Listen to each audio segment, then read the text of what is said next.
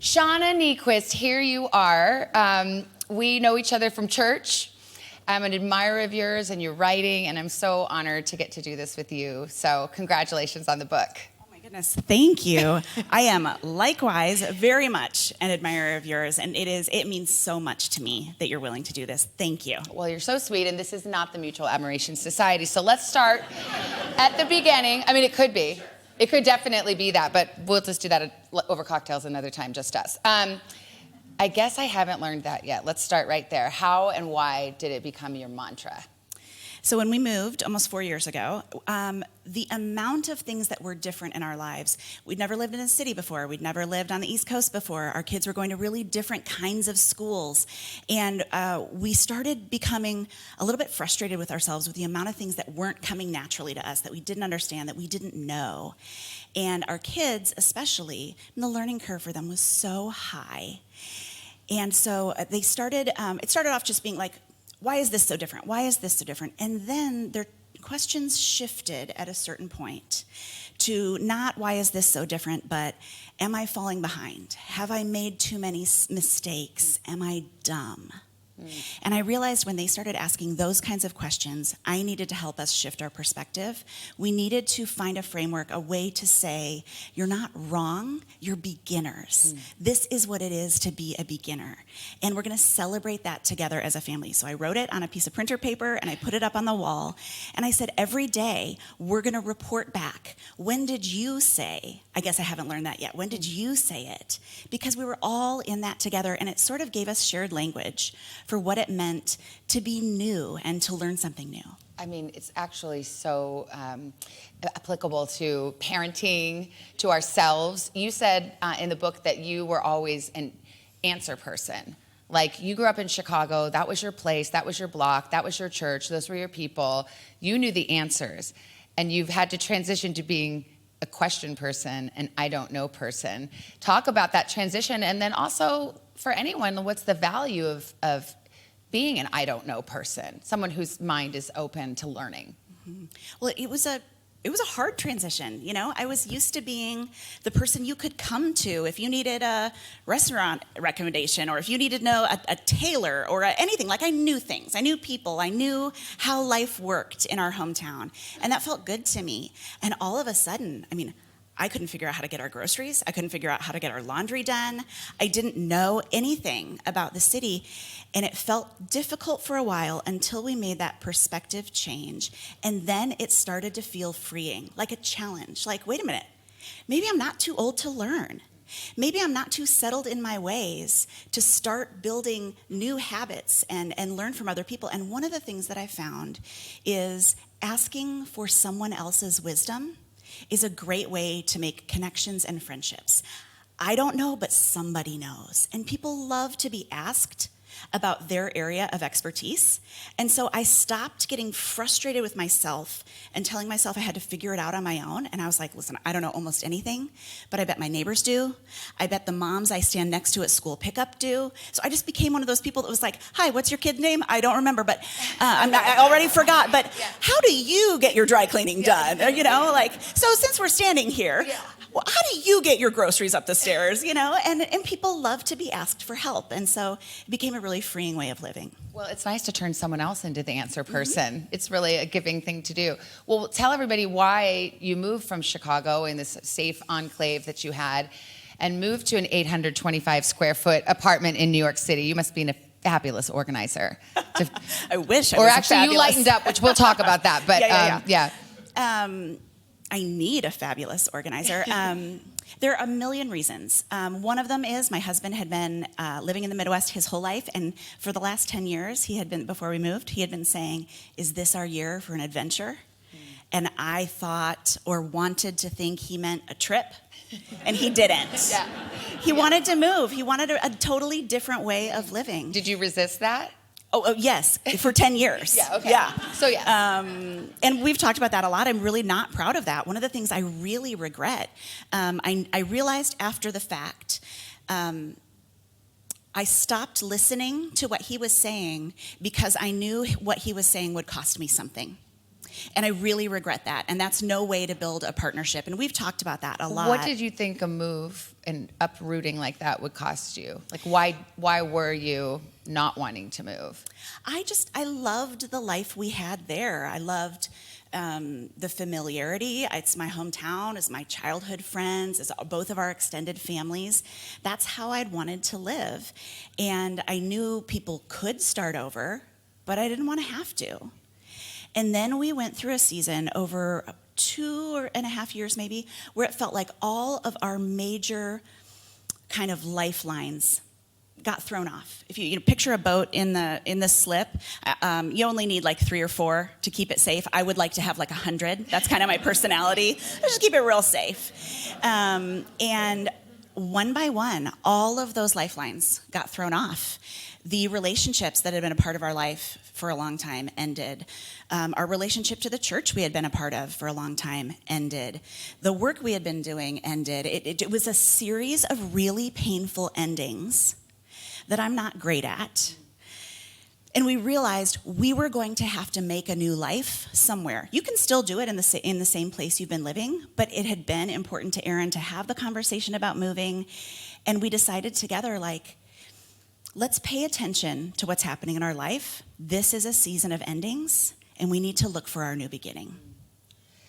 The linchpin and kind of that jumping off point, I think, for the book is coping with this difficult season in your life. And one of the things you wrote was, I took my own self apart bone by bone. Sounds painful. Would you recommend it? I would not. Yeah. Don't do that. What did that process look like? It meant a lot of tears, a lot of writing, a lot of therapy, a lot of walking, a lot of months where I felt like I kept saying, I'm surprised I even recognize my own face in the mirror. I felt so altered. And you don't kind of build a new self or a next self overnight. You have to kind of go without one for a while. You have to leave behind who you were and walk into a very scary, very lonely place when you're doing that kind of rebuilding. And so for a long time, I felt quite unfamiliar even to my own self. Walking, crying, therapy, writing, time with good friends. And then little by little, it's like a Polaroid that gets more clear. I started to see like, okay, there she is. That's my next self. I recognize her. What were some of her features? Like what the new Shauna, because I'm sure you're quite recognizable to all your old friends and family, but this new Shauna 2.0, what are some hallmarks that are new to you? That is a good question. Our life is a lot quieter. We had, in the best possible way, a really robust, all the extended family, all the childhood friends, all the church friends, all the everything. We really loved that. It was very busy. It was very rich. And we moved here, and I think I had 5 people that I knew well enough to text. Which is not very many. And our life still here is, we have a handful of amazing people that we really love kind of living with in sort of daily, wonderful ways, but it's not the same. So I would say a much quieter life. I wondered if this next Shauna would still be a writer. I just wasn't sure. I kind of asked every question. But she is. I am. Confirmed. Yeah, I mean, you went through that process. You looked under the hood is one way to look at it. And then when you come out of it, how do you re-engage with the people that knew you before? And was there any resistance you encountered, like from your family or friends who were like, hey, but you always did X, Y, Z. What is this all about? Absolutely. One of the things that I've learned is some friendships absolutely make it through major changes, and some don't. And that's a hard thing for me to get used to. I want to just keep everybody. It's not possible all the time. And I'd say the way through it is to talk about it really directly. There are a handful of friends that I had to have a conversation with and say, like, listen, I know you expect from me X, Y, and Z, and that's not who I am or how I am anymore. And if we can talk together about a new way, I would love to do that. But I understand if this is going to be a kind of, we're going to look at our friendship maybe more in the historical sense. That's sometimes okay too. Wow, that's a very courageous conversation to have. I think it's difficult, but it's better than not facing it. Yeah. Better than ghosting. Exactly. Better than ghosting. Yes. So you move here, you make that handful of friends. You're saying you have a quieter life. Once things were quieter, did you start noticing and hearing things that you hadn't heard before? Absolutely. You know, I started, I think I became a better listener in a lot of ways, and I especially started hearing the things that other people had experienced that were painful that maybe I had glossed over before. And I think in the best case scenario is when you go through a handful of hard things, it tenderizes you to the pain that other people are experiencing. So now, even if I meet someone in a short, you know, this is my friend so-and-so, and she did this, and she did this, and she got a divorce. Well, I have not gotten a divorce, but I listen to that and I go, okay, she has been through something very painful. And it tenderizes me, and I want to be more careful of her, and I want to make space for a conversation with her. And I think that's one of the gifts you get after a tricky season, is it tenderizes you to what everybody's been carrying all along, but maybe you didn't notice. And also makes you more vulnerable. To have a tender heart is to be vulnerable to their pain. Absolutely. Which sometimes I think we do kind of numb ourselves, you know, because especially with people who are close to us, we can't bear their pain. So we just sort of gloss over it. But better to not do that. Better than ghosting. Ideally not. Yes. One of the things that you write about in the book, you know, I mean, emotional pain can very often become physical pain, and actually vice versa. And you did go through a season of chronic pain. Can you tell everyone the story about the massage therapist, Blue? Yes. And what she told you? Yes. So I got a massage from a woman whose name was, I don't know if I put her last name in the book. Her last name is Heron, so her name is Blue Heron. Is that a real name? It can't be. It can't be, right? I don't. We'll Google it later, won't Yeah, we? yeah. I mean, Blue Heron, that's amazing. Yeah, You didn't it's put wonderful. Heron. No, I You didn't. probably thought it was distracting. Like if you said, I got a massage from someone named Blue Heron, people would have been like in this whole other, Right. They lost the thread of the They're story. like, hang on, I They're need like, to Google Blue this person. what? Yeah, exactly. They're Googling. Okay. Yeah. See how distracted I got? I'm like a cat with yarn. I'm like, oh, Blue Heron. Okay, sorry. Carry on.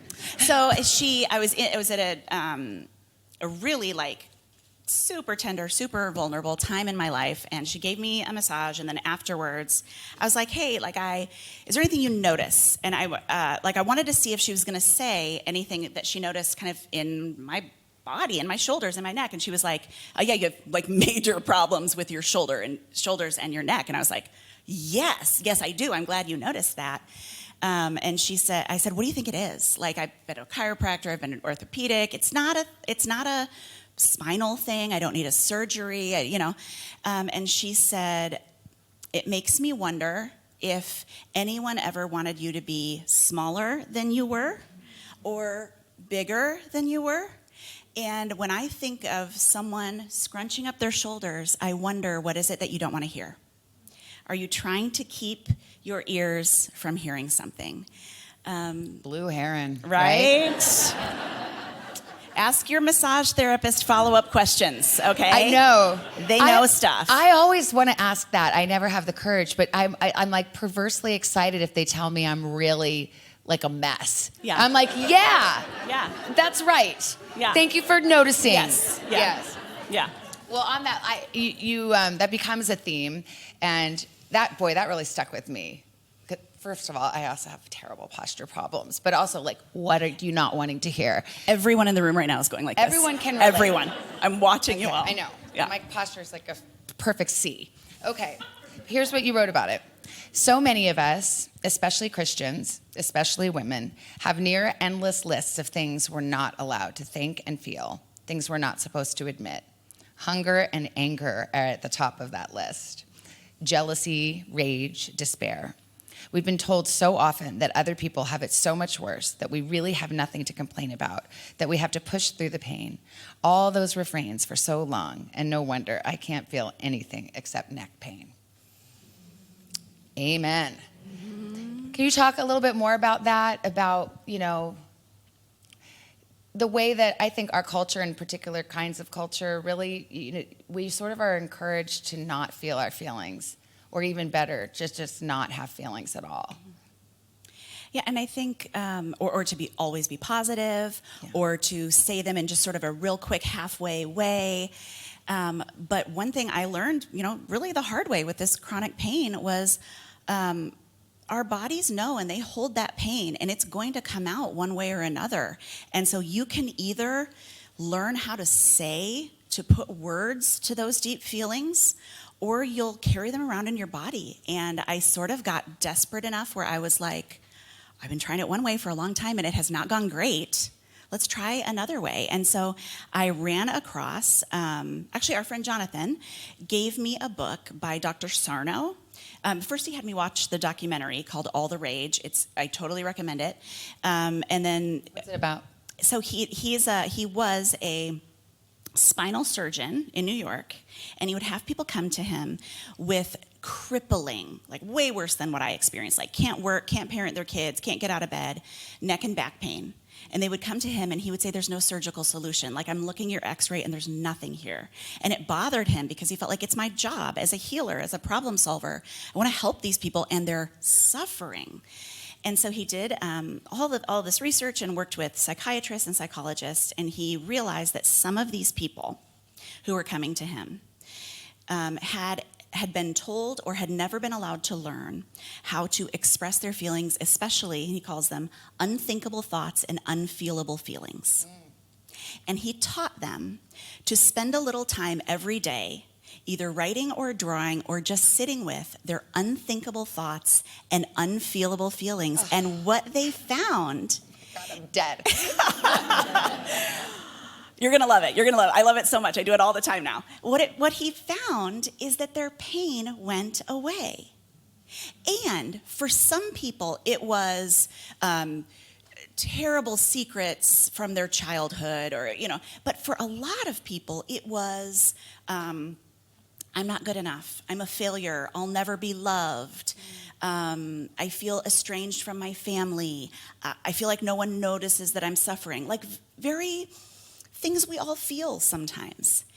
And for some of us, if we can be brave enough to articulate those things just to ourselves, our body sort of says like, thank you, I will release this pain now.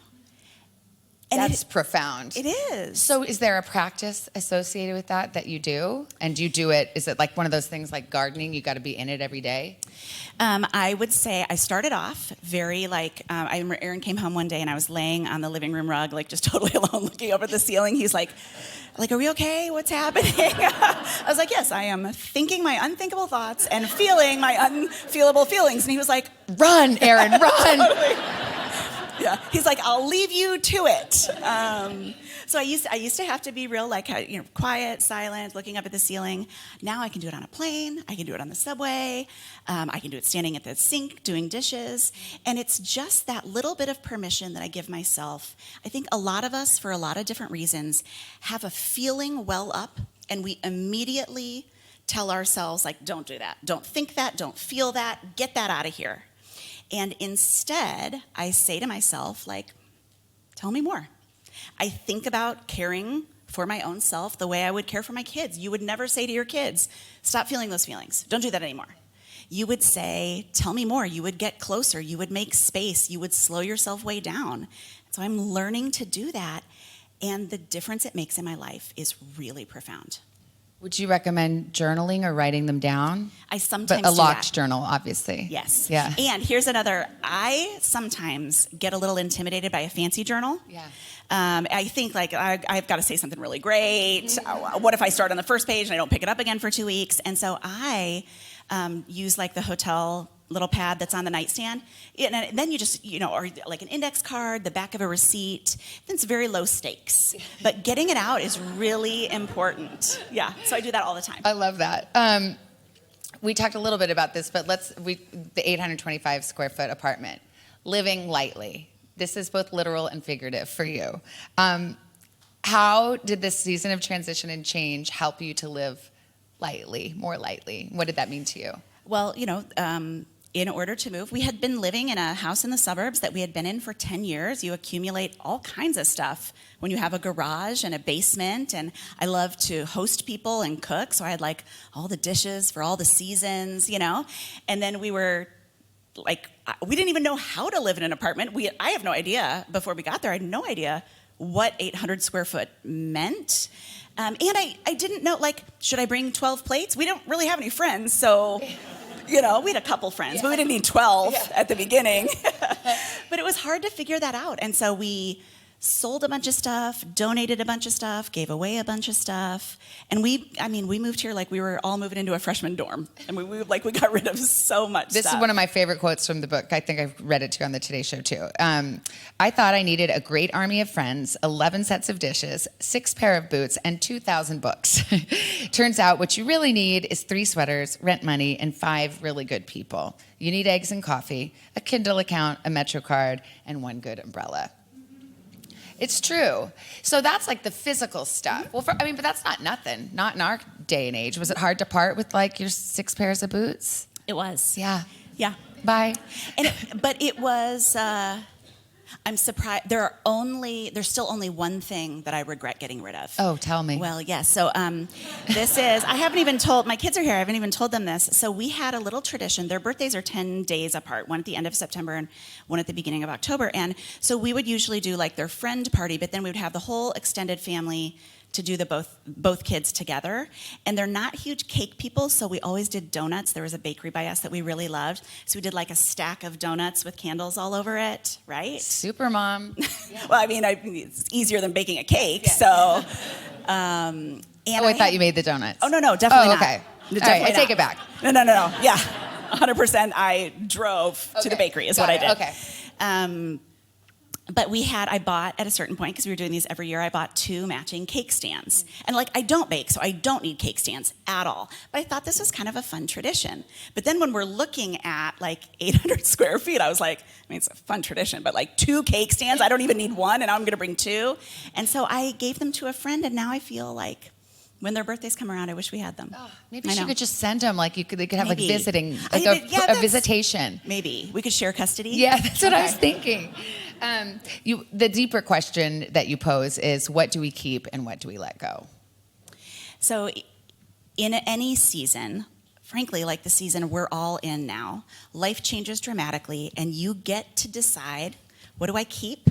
What are the things from how life used to be that matter to me so much? I'll do anything to keep them. I'll fight for them. This is who I am. This is what I want in the world. What are the other things that you're you know what? I didn't need that as much as I thought. Whenever we can shed some of those things, some of those ideas, some of those beliefs, it's okay to leave things behind. I have historically been a hanger-oner, a clinger, to people, to traditions, to seasons, cake stands. But I'm finding a lot, forgiveness really is another way of letting go. Forgiving yourself, forgiving the people in your life with whom you've had difficult relationships. The space that's created inside of us when we forgive, when we let things go, it allows more square footage for joy, for play, for love, for hope. And that feels really important to me right now. You talk in the book a lot about relationships and snacks. I think you told me that the alternate title of this book was There Will Be Snacks. There Will Be Snacks, which leads me to hospitality. Mm-hmm. And it's really important to you. But I said hospitality, not entertaining. Mm-hmm. There's a difference. There is. I try not to use the term entertaining. To me, entertaining is like tap dancing. It's performing. It's something we do for someone. I try not to use entertaining or company, right? We're gathering our friends and we're showing hospitality. And hospitality, I think there are a million ways to define it, but one of my favorites, my friend Sybil says, hospitality is when someone leaves your house feeling better about themselves, not better about you. So it's a healing act. It's an act of generosity. It's a way we put people back together. Another way I love to define it is hospitality is giving people a place to be when they would otherwise be alone. And I think especially right now, coming out of the season that we've been in, so many people have been so profoundly alone for so long.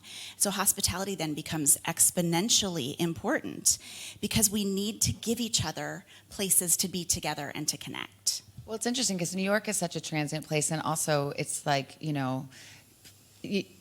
canceling plans is a thing, and right? I mean, yeah.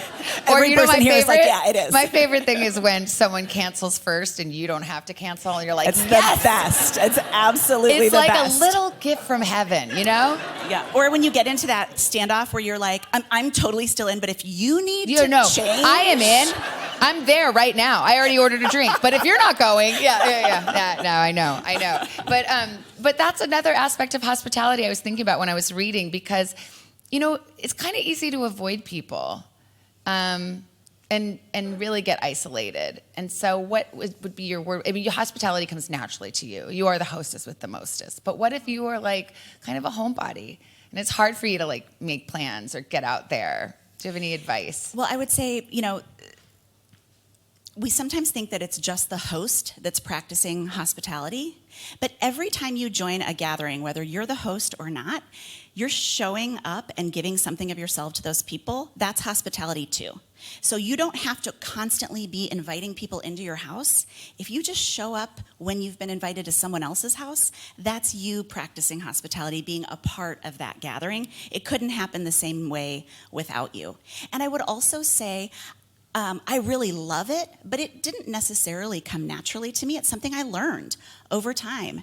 And like anything, you learn it with repetition. And you, especially like now that we've been kind of alone in our houses for so long, it feels weird to have people over, doesn't it? Like I've noticed the first couple times we had people over, I was like, what are you, just standing there? Like in my space, you know? Because it had been just the four of us for so long.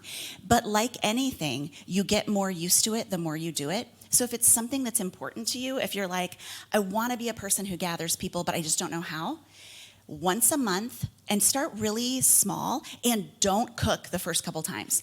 That's like the last thing you need to do. Or ever. Yeah. Yeah. But I mean, I was thinking that because that might be intimidating when you think of hospitality or hosting people. It's like, well, geez, I don't know how to do all that. I don't have the matching dishes. I don't have anywhere for these people to sit.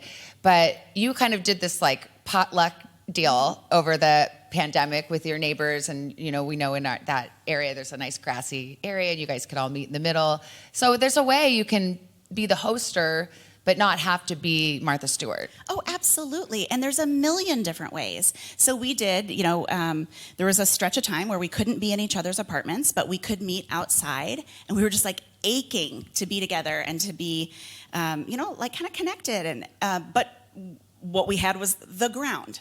And so I got world's biggest picnic blanket. It's like bigger than a king-size comforter, and a handful of sheet pans. And I would bring down what I had, which was never like all the right stuff. It was like half of what you would need.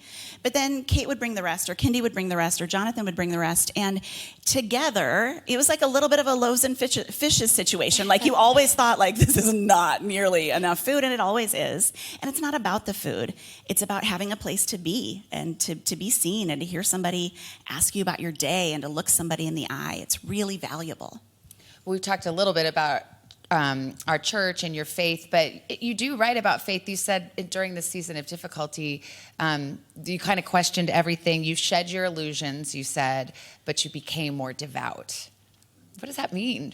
You know, I think that one of the things so many people are talking about right now, with good reason, is the idea of deconstruction, the idea of kind of dismantling so many of the ways of living and believing and thinking that many of us have carried with us for the last several years. And a couple thoughts on that. I know so many people who've been treated very poorly for using the word deconstruction or for doing it. Really? Yeah, I think people are really critical of that. Like, oh, you're losing your faith, or you're failing in some way. And I think it's much easier to just walk away. You deconstruct something because you love it, because you want it to work, because you want it to find a new vibrance inside of you, because you believe it's worth attending to. And so, you know, if you want to just leave out the back door, you could. But if you're taking the time to examine every belief, every practice, every kind of thing you held dear, that feels like a really loving, devoted act. And so I would say there are a lot of things that aren't as important to me, but I would say my faith is a lot more important to me than it was, and specifically in terms of like prayer and forgiveness. Those are two of the things that if there are other things that have become less important to me, a real serious practice of prayer and a real serious practice of forgiveness, those feel like the core to me right now. You gave a phenomenal sermon at our church about prayer, which I loved, and I am delighted to inform you that it is a whole chapter of this book, and so now you can know it too. But will you take a moment and talk about the biblical basis for this type of prayer, and also kind of the genesis of it and the way you thought about it and changed it and the cooking and all that good stuff? Well, it'll be a miracle if I can remember the 4 words exactly, so I might need a little help with that part. But the scripture that I was given in the liturgical calendar was the section where Jesus is praying for his disciples, and he's praying for 4 different things. And so I was trying to figure out, what's meaningful for us about this? And I realized that anytime Jesus prayed, like the Lord's Prayer, obviously we've run with that. That's become like a thing we do. When Jesus prays, we should pay attention to the pattern of that, not just to the Lord's Prayer, but to the other ones. And so there are these 4 words. I'm ready. Okay, you're ready. Okay. Wait a second. Hold on. Wait, almost ready. Keep going. Hold on. I'm on the chapter. Okay, so it's these 4 words that Jesus prayed for his disciples over and over again. Okay, I'm here. I'm ready. And the 4 words are union, protection, joy, and sanctification. Yes. Okay. Union, protection, joy, and sanctification. Yes. And so I thought about praying those words for the people in my life, those 4 things over and over again. And then I thought of, because I always think of recipes or things about food, Thomas Keller, who I love. People always think I'm talking about Tim Keller because it's a sermon, but I'm not. He's great, but I'm talking about Thomas Keller, the chef. So one of the things that he talks about that I love is when you want to make a recipe, you do it 3 times. The first time you do it exactly as the chef or the recipe writer intended. Exactly their way, exactly their proportions, their timings, and then at the end you taste it really deliberately, because now you know how they intended it to taste. This is what they wanted. The second time, you write the recipe in your own words. So you tighten things up, you do things in a slightly different order, whatever makes sense to you. And then you do it that way. And then the third time, you change at least one major ingredient. You change a spice, you change a vegetable, and then once you've done it those 3 times, it's yours. That's what he says. It starts off as theirs, and then it becomes yours in that process.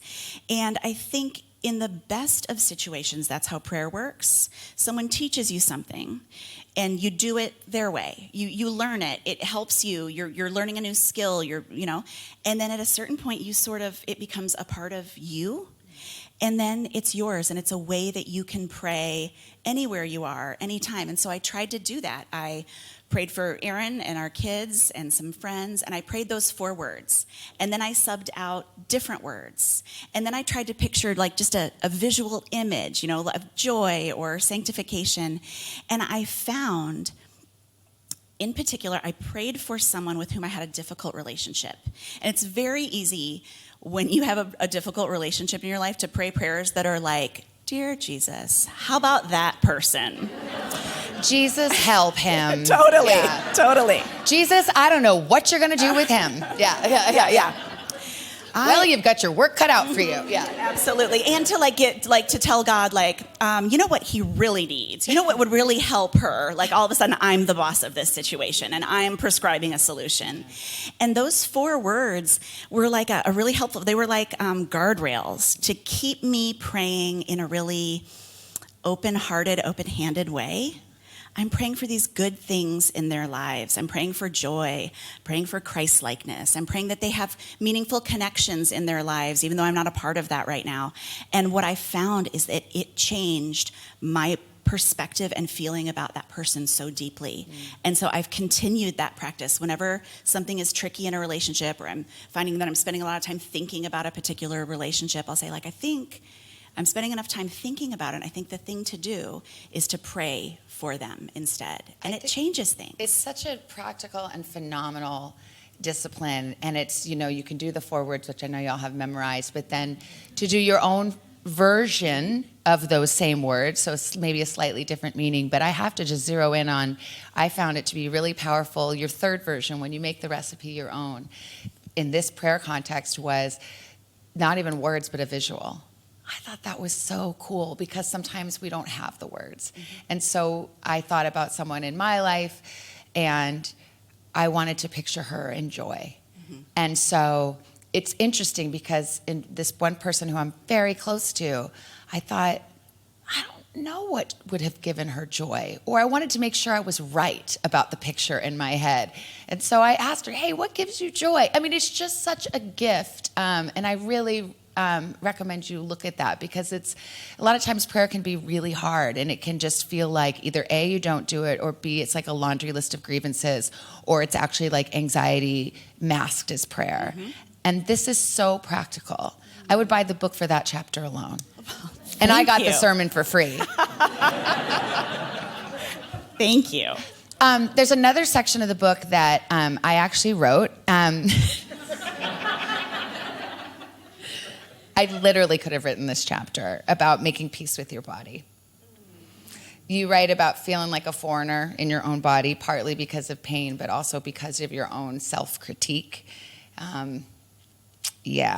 So many of us have been living in a silent war with our bodies. And, what effect do you think that has on your mind and your body? Well, one of the things that I know it does for me is it makes me want to stay home.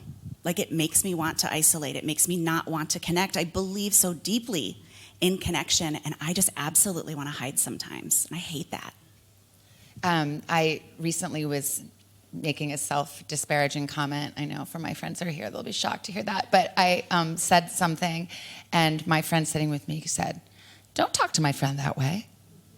And you kind of write about that in the book a little bit. Like, you have to say, would I ever in a million years be so nasty, so critical, not only to someone I love, to even someone I hate? You would never say those words. Absolutely. And I think one of the core kind of themes of the book is self-compassion. And I have had to learn how to practice self-compassion because it's not my natural language. And I've had to learn it about my body more in this season than any other season. It's been really difficult. It is hard. And as we age, we kind of want to think that we got over that. And it's just so ingrained in, particularly, I have to say, so many women that I know. And, I just thought that your reflections on it were really powerful. And it's one of those things that's like, I feel like it's a radio station that's always on, and you don't even notice it after a while. It's like background music, but it's actually a really terrible song. That's a great analogy. It is a terrible song. It's the worst earworm. It's like song. Baby Shark. That's 100% what it's like. Or What Does the Fox Say? Or one of those terrible songs. Yes. Okay. You definitely are having a love affair with New York City. Oh, 100%. Which is so sweet, because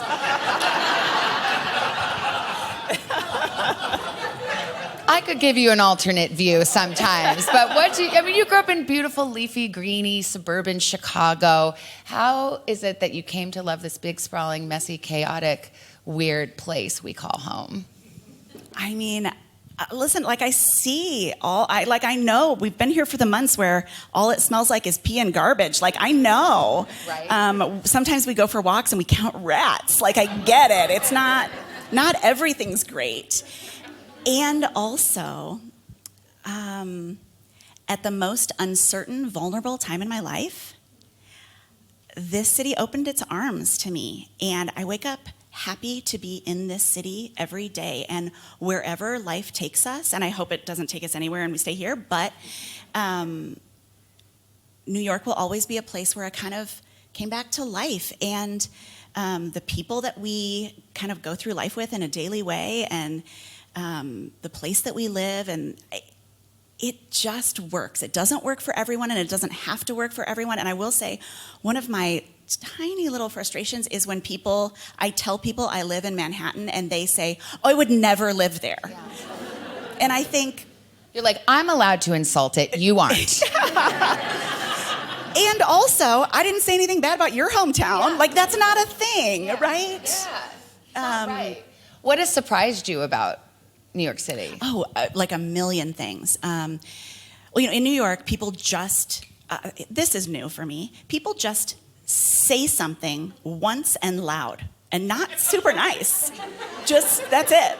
In the Midwest, it would be like, oh, hi, sit down. Yeah. This is going to take 30 minutes. Yeah. There are going to be some stories. We're going to see if we know any mutual friends, if we've ever been to like Lake Geneva, how are the Cubs doing? And then like later, whatever information had to go between people would come out. In New York, people are like, it's that way. And then you ask a follow-up question, they're like, no. You missed it. Yeah. That's so funny. I gave you what I gave you. When I first moved to New York 20 years ago, I remember going to the deli to order a sandwich, and it was more stressful than any live shot I've ever done in my 25-year career. It was like, I think I'll have, they're like, what is it? You know, it's like the whole thing, like, get turkey. Sure, whatever, you just do it. Just, I don't care. Yep. The other thing about New York City is, this is another thing that happened to me like 20 years ago when I've moved different places, but anyway, this was my first jaunt in New York City, and I was on the subway, and it was real crowded, and I was lucky enough to have a seat, but everybody was like, you know, rear end, and then it jostled like it does, and then it was like a big screeching halt, and I was like thrown up against the side, and this guy sitting next to me was thrown up against me, and it was like, you know, and then you get off and you're like, resettle, and he goes, that felt nice. And I'm like, no, thank you. I grew up in Arizona, like we don't know. And then so I was meeting my girlfriends. I think one of them is here tonight. And I'm like, this thing just happened on the subway. And she goes, oh, you've had your first creepy New York experience. Yep. Have you had your first creepy New York experience? I don't know. You know, everybody has, I mean, I feel like I've had a couple. Everybody talks about like what it means, how you know you're a New Yorker. And I don't know that I'm there yet, but I did hit the hood of a cab because they weren't You're doing a New the Yorker. right away. Yes. Yeah. Just slapped it. Yeah. Oh, I love it. Okay, a couple other topics. I loved your buzz the beach mentality. I'm stealing this from you. Tell everyone what buzz the beach means. Please do. So, in the summer, we go to the beach. We go to this little beach town that I've been going to forever, that my parents, my grandparents, everybody's been going to. And my preference is whenever we leave any place, the grocery store, the cottage, anywhere we go, let's drive out of our way, let's buzz the beach. And what I mean is let's spend the extra 5 minutes to drive through the public beach and just like see the water and the lighthouse and all the umbrellas and all the people and listen to the music. Like sometimes if we get really bored, it's like it's not bedtime yet because it's Michigan, so it stays light till 10 p.m. So you have like a lot of daytime to work with. Sometimes we'll be like, let's just buzz the beach. Like let's just see how beautiful and fun it is just for like a minute. And so I believe in doing that, and I do it constantly when I'm there, but I also try to do it everywhere I am. Like if there's something beautiful to see, if there's something interesting, if there's something that would just like surprise or delight you, it's worth going out of your way a little bit to just find a little extra beauty in your day. No question. It's hard to do, especially with busyness, you know, and it's like you kind of have to force yourself to buzz the beach or to just to notice. If you don't have to even drive 5 minutes out of the way. You can buzz the beach just by opening your eyes. Absolutely true. Yeah.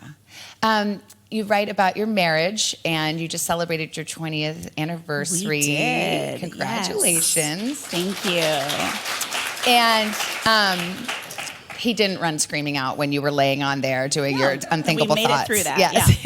Yeah. But I've loved what I think you got this as a piece of advice, what you said that when you got married, someone gave you an advice about how you knew if someone was like someone to date or someone to marry. Yes. Aaron was wondering if I was someone to marry. And yes. so he asked a good friend of his who has a great marriage, and he said, like, how do I know if she's a person I should marry? And he said, is she a grower? Is she a person who's committed to growing? And I think we have not gotten everything right by any means, but at our best moments, we're both committed to still growing. My father-in-law, we were just talking about this, my in-laws have been married for like a very long time. You're 45, and so longer than that. They've been married a long time. And my father-in-law says sometimes that he's had 3 different marriages, all to the same woman. that you just change. They got married really young, and so they had one marriage when they were in their 20s and had 4 kids, and then they had a different marriage in their 30s and 40s, and now they're in their 60s and 70s. And I think that's a really cool idea, that you grow together, and you're not trying to be the same people you were on your wedding day. You're walking with each other, both willing to change for the other and with the other. Well, and a good part of that, I think, also is not assuming you know everything there is to know about your partner, which is easy to do and sometimes can, in dark moments, be, almost like contempt, or like, you always blah, blah, blah, or you never blah, blah, blah. And it's really, being a grower is kind of abandoning sentences that start that way. Absolutely, and being willing, both of us, to say, like, absolutely, I may have always been a person who always did that. But I'm willing to not be. If you'll give me another chance, I'll change that behavior. I'll figure out how to do that differently. I'll figure out how to listen better. Whatever.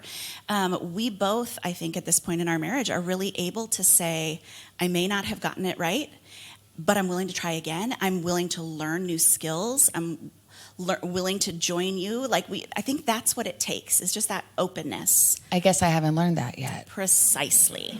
It's a full circle moment right there. It's very useful. You can use it all the time. What advice do you have for people who, might be going through their own season of change? I mean, I know it's all in the book. That's what your advice is right there.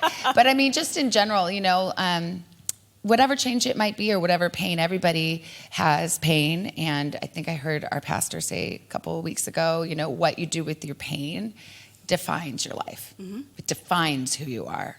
Absolutely. I would say, at least for me, when I'm in great pain, my first impulse is to isolate. And that's not the right impulse. Nobody gets through these dark seasons alone. And it doesn't have to be like an army of people. You don't have to talk about it with everybody you know. But to have a handful of people that can check on you and be in good conversation with you, to not try to get through any particularly difficult season alone. And then I would say also, like a great therapist, some mental health support that really matters and can really change things, especially if you feel like you've been stuck for a long time. For me, getting outside and walking is the quickest way to change my perspective. There are times when it's like a 3-walk day. I'm just like, I don't know, I'll go out again. We'll see if anything happens this time. The last one didn't take for very long, but the last one I hit the top of the cab. Yeah, right? But it's just like a reset. And so I think anything we can do to connect, to live in our bodies, to move our bodies a little bit, moves us forward. But again, to not go alone and to ask for help, especially from a professional, really, really is helpful. And then for me, writing really got me through this season. I wrote, fun fact, several 100,000 words that are not in this book. Really, enough to fill 5 books. And I just had a lot to say. And it wasn't things you all needed to hear. But I wrote through all of those. And then right at the end, there was, something that was, open to be shared with human people. But writing, whether or not you share it with anybody, the act of it, it's a little bit like walking. It gets what's happening in your mind and in your heart out of your body for a little bit. It gets you out of that buzzy brain space and into a new space where you're making something. It's generative and it's really healing. So I don't know. There's no one right answer, but I find there are a lot of little right answers. Yeah, I think that's really valuable. I'm getting the hard wrap from Sue over there. It has been such a wonderful conversation. I love talking to you. I love this book. I think you guys, if you haven't already read it, you will love this book. It's very accessible. You don't even have to read it in order if you don't want to. It's like you could use it as a devotional, which yes. I think I will. Oh. And thank you so much. Thank you so much. Thank you.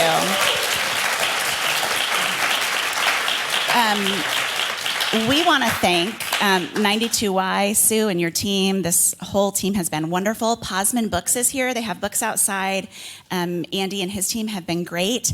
Allie and the Copper team have sponsored this event. Make sure that you take the card with the QR code. The app launches tomorrow, which is very exciting. I think that's all the things we were supposed to say, I believe. Yeah. I have to put a button on this. What is something you would say, I guess I have learned that? That's right. There it is. Yeah, there it is.